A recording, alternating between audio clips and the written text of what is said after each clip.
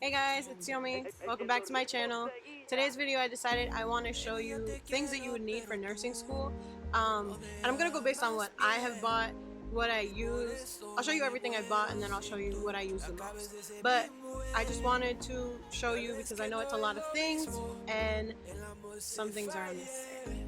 I'm pretty sure I just repeated myself. But if you like this video, like, subscribe, drop a comment. Also, if you want, send me ideas of what you'd like to see next. I'm trying. Like I said, I'm going to try to do at least one video a week, maybe two, depending on how I feel. But I hope you guys follow along. Anyways, let's go on with the video. So first things first, I want to start off with the things that I bought for the clinical setting, which is our in-person hands-on experience. A couple of things I did buy for level 1, and then I found I don't really use them as much now, and I'm about to go into level 4, and we shall see. So first things first, I did buy a case. Anything that I get, I will link down below. This is this company. I'm not going to pretend I can say it. I got it. Just for you to know, black is my aesthetic. Everything I get tends to be all black everything. But in here, I'll show you. It holds the manual blood pressure cuff, which I haven't used past level 1. In the hospital, they do have the automatic machines, so I don't ever use this past that level, but I heard it's really good to keep in the car just in case systems go down. You have a backup. And I say in the car because the hospital that I do my clinical setting at does not allow any type of backpacks. The only thing you can bring is your lunchbox. Anything else that you want to bring has to fit in your pocket or on your person, otherwise no. So the next thing is the obvious. I have my stethoscope. I did not go for an expensive one only because I heard in nursing school people tend to lose their stethoscope, misplace it, or somebody grabs it thinking it's theirs. So I did go for just a $30 one. $30 one. I cannot speak today. It works really well though. I have no complaints. I've heard bruises, I've heard murmurs, so I'm good. I'm thinking, depending on where I want to be, I might get me another one for graduation, but we shall see. The next thing is your pen light. At this moment, I don't have a battery in it, but you will check your patient's eyes, the perla, for pupils equal reactive to light, round, and accommodating. It used to have a scale here that I would notice, but for the most part, it's been 4 levels. I have an idea of where I need to be and how it changes. Now these things are the bandage scissors and these scissors that I bought because they were on the list for level 1 and I've never once used them. Just need to let you know. But right now, it's been a waste of money and it's a good thing I buy cheap things off Amazon because otherwise I'd be pretty upset. The next thing I got, because like I said, everything has to fit in my pocket, so I've got this clipboard. It's really nice because here it tells you like your injection sites. It also gives me labs over here, which I use pretty often when I need to find patient information to make my care plan, which is basically we get a patient and we have to write a nursing care plan of how to take care of them. So normal information, if I need to remember, it's right here. What I like about this, and this is from White Coat Clipboards, is that it folds in half and it fits in my scrub pockets, which is perfect. Also, I can bring whatever papers I need. This one is pathophysiology situation, how to work it around. This is my patient, their lab values, things that I would need.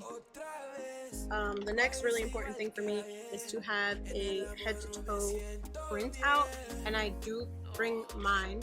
I get these from Google. This is my favorite one, and it breaks down everything you need to know, what you're looking for in your head to toe, and also this 60-second assessment. So when I have a patient, which you usually get one in level 1 and you should work your way up to level 4 where you can work about 4 patients, walk into the room, look at everything I need to do, like is their call light in there within reach, do they have oxygen on, is it on correctly, little things that you just need to go assess your patient and go, and then you can come back. And the other thing I got was these note cards. Yes, I put Harry Potter stickers on it because they were flying around everywhere in my house, but basically they're Tribe RN, and I like them. These did cost me about $20 because they're different note cards for different situations. Now these are different procedures. Some of these have Spanish basic translations, immunization schedules, and they're broken down by different things. Like these are EKG patterns, which I'm gonna actually put on my badge. But yes, things like this. What I do, however, is take the basic ones with me. So these are your emergency codes that's always on me, your normal labs, because sometimes I blank as soon as you ask me a question, basic assessment just in case, your conversions, your insulin charts, another code, and the Glasgow Coma Scale for if I ever need it. But yes, I do use these quite a bit actually in clinical until you start understanding what you're doing. Other than that, it's all good. So another thing I did buy for myself for clinical setting is this pocket protector, and the only reason I got it is because my scrub pants usually have 2 pockets on the side by my lower thighs, and what I do is I'll stick this one on the other side, and I tend to keep my pens here, and I usually bring 1 or 2, like 2 or 3 actually. You just never know if you're going to misplace it. I will keep any cash or debit or credit card that I don't want to keep in a wallet on here, and then I always have it in person. I use it more for levels 1 and 2 because we were there a lot, but the reason I haven't used it quite as much is because of this whole corona. What happened is that we went from going to clinical in person to we were now virtual and online, so I didn't use quite as much, but we're adjusting. We are adjusting as the hospitals allow us in and things like that. The next thing I recommend is a small little notebook that fits in your pocket. If you have the privilege of bringing the backpack, more power to you, and you are so blessed to be able to do it. But everything I have to bring has to fit in my pockets without necessarily weighing me down. So I keep a stethoscope in one pocket, I keep my clipboard and a pocket protector in the other, and I try to not have as much on me. I did see that there's little composition notebooks that are really nice because you could just flip the page, but for now these are basically what I need, little notes. I don't have any information right now of my patients, so we're going to keep it like that. So you can't keep them, but just things like that. Now, other than this cute little Harry Potter badge clip, I appreciate my sister Karina for getting it for me. That's all I really need for the clinical setting. I did also want to show you what I use for the classroom setting. I'm not going to tell you I'm an A student. I, for the most part, was passing with high B's. Last semester was really rough for me because I had to be my own boss. Like, yes, a lot of nursing schools you have to take your own responsibility and read and put in the time, and it was really hard to do everything virtual and online because this semester it was more of classes were an option. You listen to the online lectures, but to go to that class was an option, and that doesn't work for me. So this semester what I'm trying to do is have everything planned out ahead of time so that I'm responsible and I can achieve a better grade that I know I am capable of doing. But what I tend to do is I will get these little post-it notes here, and I go through the syllabus, and what I go through is I will look at chapters and I will flag them, usually the same color for each exam, and then along my textbook it'll show where I put them. So this is what it looks like. These would all be exam 1, exam 2, 3, and 4, and in general I would know where to go. Another idea that I have not done yet, but I got all the stuff, is that I had a friend who showed index cards. You could do the standard size. I went like the next size up. What we did was print things that you normally need to know about medications, like your pharmacological class, your drug name, mechanism of action, and so it's printed here so that I could just go along and write on it. Then what we would do is you will hole punch it, grab your ring, and there. And you can take it with you wherever you go. And the reason why is because the NCLEX is going to ask a lot of medication questions per my clinical instructors, and that's the one thing I know I'm weak on, medications. So the next thing is how I take notes. Now I used to bring a notebook and pen and have them separate by theory or pharm or psych, and then within level 2, I decided I wanted to go paperless. So I got myself this iPad, sorry. And it is used. I have no shame in that. But it's the iPad 6th Gen 256 gig iPad. And then basically, when I was in class, I would use Notability.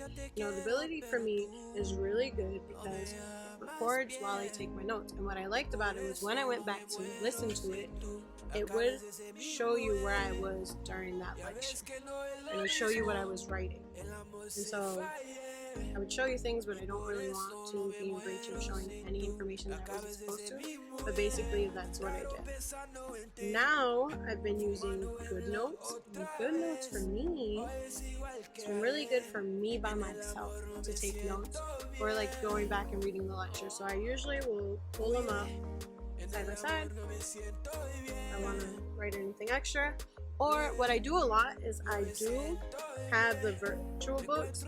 Yes, I also get the physical books because when I'm at home, I tend to do better having the book in front of me and then my notes. But a lot of times, I'm either in class or I'm at work and I don't want to carry all these textbooks. So I will pull up my virtual textbooks and then take my notes there. Take my notes. And it works out for me. So that was really good. A couple students around me saw it and they decided to do the same thing. And honestly, I saw it because somebody else in my class did it, and I thought it was genius because I don't have as many books to pack with me. My back doesn't hurt as much. I do recommend a really good backpack. Or if you do plan on taking all your textbooks, a rolling backpack, as uncool as this may sound, or a crate, because you don't want to carry all those textbooks on your back. They hurt. Mind you, for support as well, I do recommend a good pair of sneakers.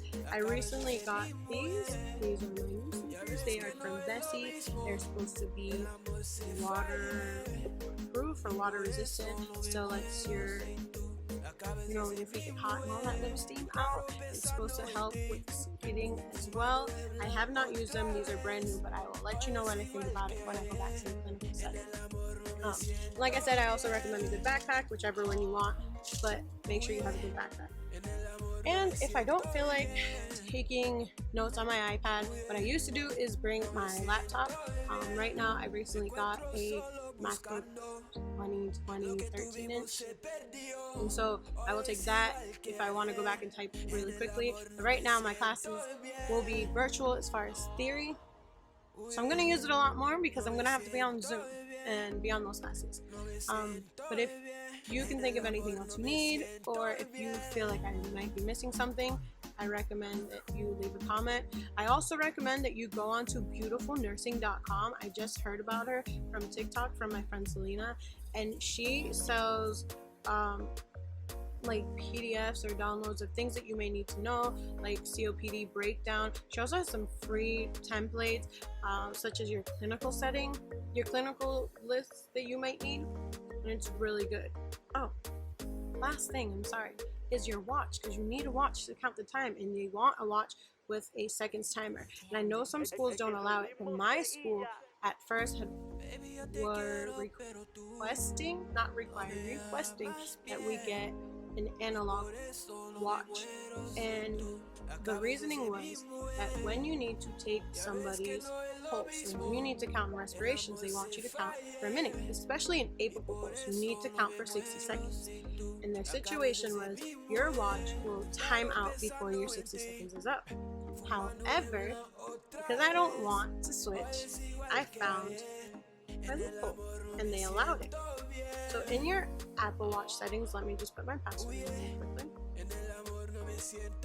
In your settings, you can change it so that instead of doing the typical 15 seconds, it could last 75 seconds.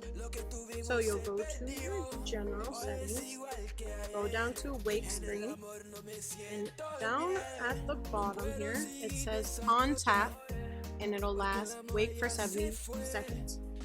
So what you do is when you know that you need to check your Apple Plus or something. Make sure your screen's not on if you have the older generation. If you have the Apple Watch the 5th generation, you don't have to worry about this. But for those of us who don't, what you'll do is make sure your screen is not on, like if it turns on, and then tap it. And now it lasts for 70 seconds. And yes, it does work with your gloves on to tap, or even underneath your gloves. For the most part, if it's a bright screen, you can see right through the gloves, and you've got 70 seconds, and you can count the patient's pulse. And it works, and you don't have to switch. Now, if you don't want it to get wet or anything, that's on you. You can go ahead and purchase another one, but I didn't want to, so I did it. Like I said, this is the end of my video. Sorry for ranting. If you like anything or if you want any more suggestions, like I said, please comment down below, and don't forget to subscribe. I'm going to try to put up a video once a week.